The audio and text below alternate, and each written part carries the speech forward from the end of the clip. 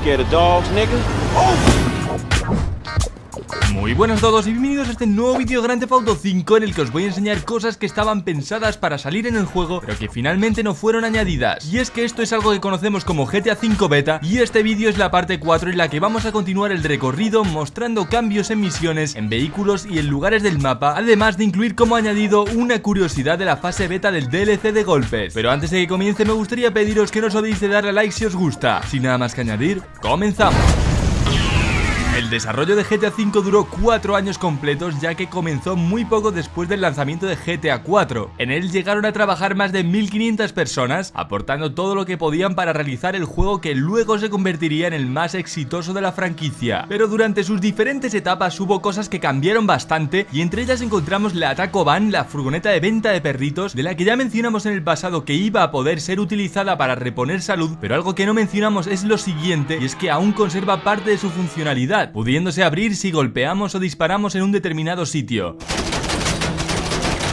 Muy interesante es lo que podemos ver en el primer tráiler que se mostró en el año 2011, ya que los helicópteros de policía que ahí salían eran los mismos que había en GTA 4 y no los habían cambiado, aunque posteriormente sí lo hicieron. La escena de la persecución del personaje que creímos en su momento que era CJ tampoco está en el juego, aunque esto es probable que fuera una animación creada para el tráiler más que algo que luego se fuera a convertir en misión.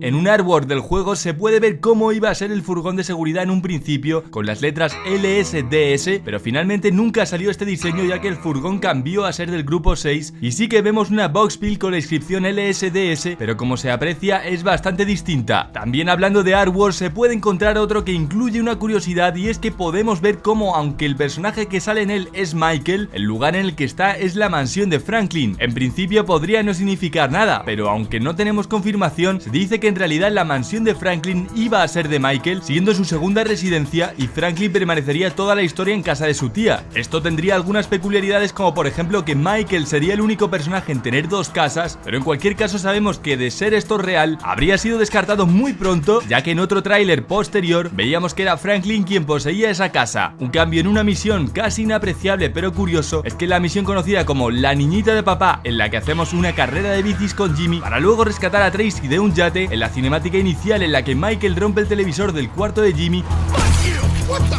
este no estaría jugando a un videojuego como se ve en la versión final del juego, sino que estaría viendo un anuncio de hamburguesas. Además de eso, la decoración que hay encima de la puerta era de color blanco para pasar a ser negra en la versión final. Son cambios menores, sí, pero nos dan una idea de hasta qué punto Rockstar tiene en cuenta los detalles. Un cambio más significativo lo vemos en algo más reciente, como es el DLC de atracos a bancos, y es que concretamente en el golpe final al Pacific Standard, la misión que ahora hacemos de día, en el tráiler oficial pudimos ver que en realidad se iba a hacer de noche. Lo que no sabemos es si iba a ser con el banco abierto también o a una hora en la que el banco estuviera cerrado, por lo que no habría rehenes y el atraco habría tomado otra forma distinta. ¡Geniuses! Algo que se escuchaba en algunas entrevistas anteriores a la salida del juego es que los efectos de partículas iban a ser impresionantes.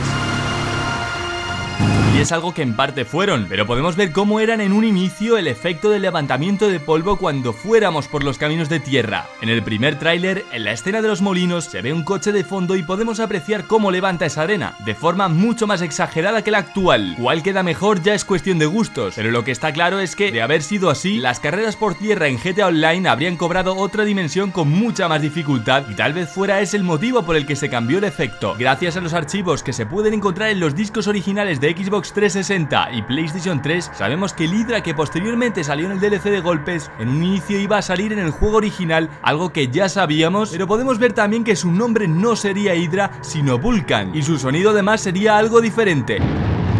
El vehículo de Trevor no puede ser encontrado por el mapa, ya que se trata de una versión única, pero en el tráiler lanzado a finales de 2011 se puede observar uno no manejado por Trevor y en otro color, paseando por una avenida de Los Santos, por lo que podemos concluir que no estaba pensado para ser un vehículo exclusivo de Trevor, sino que también podría ser encontrado por la calle. Como vehículo eliminado del juego que a todos nos habría encantado tener, se encuentran los vehículos radiocontrol al estilo de los de San Andreas, y en los archivos del juego encontraríamos hasta su sonido, siendo muy similar al que desprendían estos en los juegos anteriores de la saga.